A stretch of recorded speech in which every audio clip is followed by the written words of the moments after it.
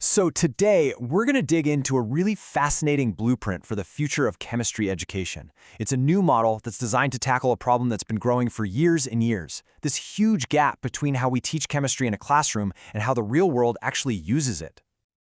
All right, let's just kick things off with a huge question. Is the way we're teaching chemistry right now really setting students up for what they'll face in science and industry? The material we're looking at today argues pretty convincingly, I think, that there's a much better way to do it, a way that connects all the dots instead of leaving them scattered.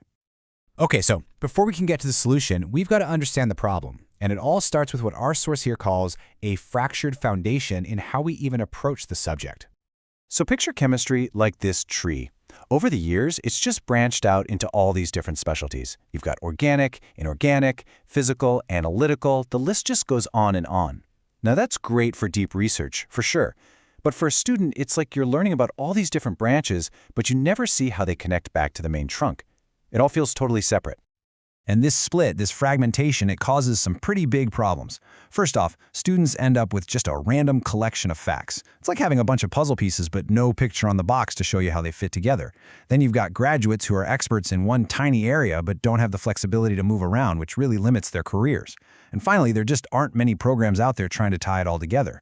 So we're making all these specialists, but are we actually creating the versatile, adaptable problem solvers that the world desperately needs? So how do you fix something that's so broken at its core? Well, you give it a new unifying center. And in this particular model, that center is something absolutely fundamental to, well, everything. Water. And this leads us to the water treatment in the middle program. The whole idea is just brilliant. It takes a massive real-world challenge, water purification, and uses it as the central hub that connects all the different spokes of chemistry. And the goal? It's to get students thinking systemically. Seeing the whole forest, not just the individual trees. It turns all those scattered facts into a powerful, interconnected web of knowledge. And here's something I find really fascinating about this approach. Right away, it teaches students a super important practical difference. They learn to see chemicals in two ways.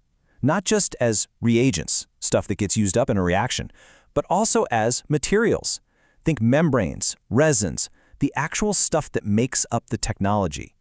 That little shift in thinking is the key. It's what connects the abstract science to the real-world machine. Okay, so let's get into the nitty-gritty of how this actually works. How does it weave all those separate fields back together? It all comes down to three key ideas. First, as we've said, water treatment is the practical hub. Everything revolves around it. Second, and this is so clever, the focus shifts away from just memorizing endless lists of compounds. Instead, students master the methods of making things. Think about that. There are way fewer methods than there are substances. If you master the methods, you can basically create anything. And third, it builds a direct bridge from the lab bench to the factory floor, from a tiny test tube to massive industrial technology. Okay, in this slide, this is where you see it all click into place. Just follow the flow with me here. You start in organic chemistry, making things like flocculants. That leads you right into inorganic chemistry, where you're studying coagulants. From there, you jump to polymer chemistry to actually develop the resins and membranes. And finally, physical and analytical chemistry brings it all home, letting you test what you've made to make sure the water is actually pure. See, every single field has a clear job to do in solving this one massive problem. So after going through all this, what kind of expert do you get at the end? This is where it gets really good. It's about creating a whole new kind of specialist, one who's truly versatile. What's really powerful about this whole model is how flexible it is. It scales. Look here, it works at every single level.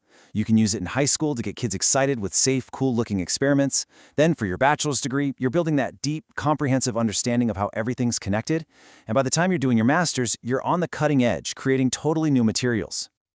So students who come out of this program, they have this incredible, unique mix of skills. They've got the research skills to invent new stuff in the lab. They have the engineering competence to actually understand how a massive industrial plant works.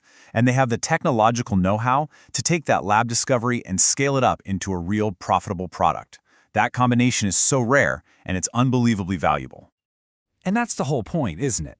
This isn't just about training better chemists. As the source says, it's about training universal problem solvers who can comfortably work across all these different disciplines. They can speak the language of science, of engineering, and of business. So when you take a step back and look at the big picture, you realize this is so much more than just a clever curriculum. It's really a strategic blueprint for what scientific education could and probably should look like in the future. And what's so great is that it's a win for everybody involved, a real win-win-win. For universities, it's a totally unique program that's going to attract the best and brightest. For industry, it creates a pipeline of amazing specialists who are ready to hit the ground running. And most importantly, for students, it gives them an incredible education that opens up a ton of career doors and makes them super valuable on the job market. You know, at the end of the day, this is about way more than just a new way to teach a class. When you create a generation of scientists who can actually solve huge challenges like clean water, you're making a direct investment in things like technological independence and a sustainable future for all of us. And that really leads us with one last big idea to chew on. We've seen how a very real problem, water treatment, can completely rebuild chemistry education from the ground up.